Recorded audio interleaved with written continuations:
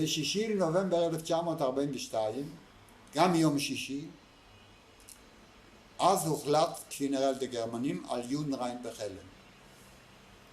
דהיינו, סילוק אלה שעוד נשארו במחבואים או שלא התייצבו באקציה הראשונה אבל לא באקציה השנייה.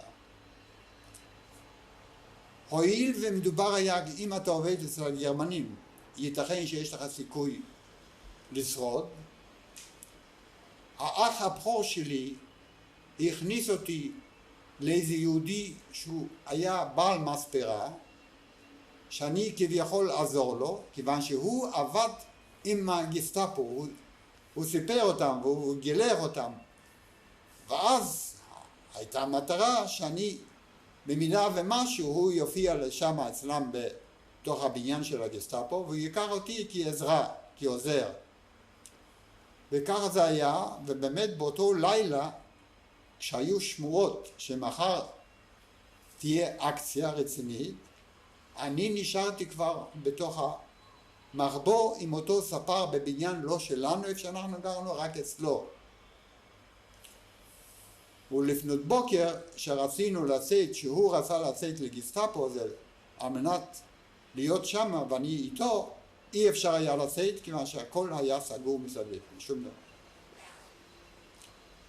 נשארנו באותו מחבוא יחד איתם איזה 30 וכמה איש, וכפי נראה שזה היה ביום שישי, ביום שישי עוד רבצנו כולנו באותו מחבוא, בשבת הואיל והמראה שלי היה ממש כמו גוי, נתבקשתי אני לצאת החוצה לראות מה קורה, ובאמת יצאתי החוצה, הסתובבתי ולא מצאתי, ראיתי שגם הקהילה מוצאים את הריהוט, וחזרתי. היציאה מהמחבוא הזה היו לה שתי מטרות, אולי קצת להביא גם מים וגם לראות מה קורה. הצלחתי לצאת והגעתי לרחוב הראשי של חלם, רחוב לובלסקה. לא ראיתי שום יהודי ולא ראיתי שום דבר. ניסיתי להתקרב לרובע היהודי לראות אם יש משהו שם, שום דבר לא היה שם. הכל היה חלל ריק, ובקהילה הוציאו את הרהיטים, אז הבנתי שהפעם מחסלים הכל. חזרתי למחבוא הזה וסיפרתי להם מה קרה. אתה רוצה לחזור בבקשה? מי היה במחבוא מלבדך? היו שם של אותם אנשים שגרים באותו בניין איפה שהספר גר. היו זה 30 וכמה איש. ביניהם היו מספר ילדים, והייתה שם ילדה קטנה, אולי בעיניי שנה וחצי, שהיא מאוד השתעלה. והיה חשש גדול שישמעו באיזושהי צורה בחוץ. דרשו מהאימא שלה שתשתיק אותה, והאימא לא יכלה. היה איזה מסגר שהוא לקח כרית, התיישב על הידה והיא נחנקה.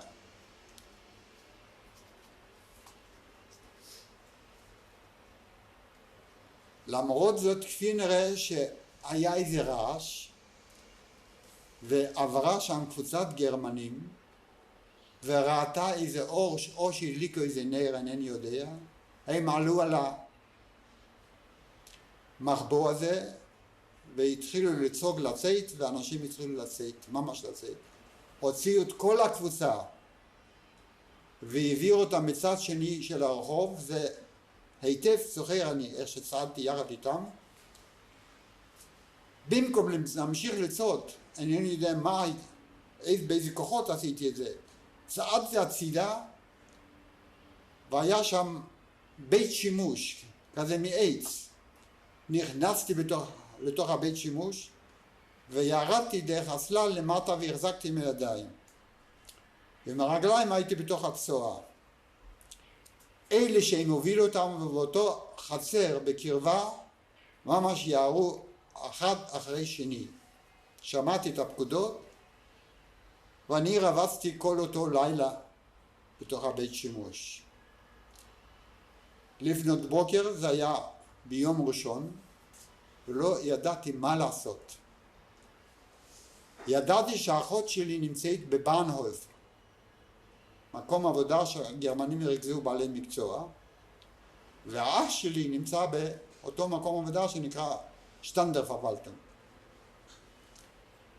להגיע לשם, זה היה בעיה להגיע, כי הייתי מלוכלך נורא. הרחובות היו שוממים. באיזושהי צורה התגלגלתי וניקיתי את עצמי והגעתי לבאנהוף. האחות שלי גילתה אותי, כי הגעתי בבוקר שהם עשו שם מסדר, ודרך איזה גדר הצלחתי לחדור פנימה, והיא הרביעה אותי שם בתוך איזשהו, זה לא היה ארון, זה היה איזה מחסן כזה קטן. ורבצתי כמה ימים שם יחד איתה, כי בינתיים הם הביאו לאותו באנהוף עוד צעירים שלא שלחו אותם לסוביבור, אלא המטרה הייתה כפי נראה לקח אותם לעבודות יזומות של הגרמנים שהייתה דרישה כפי נראה בתוך המחנות שלהם.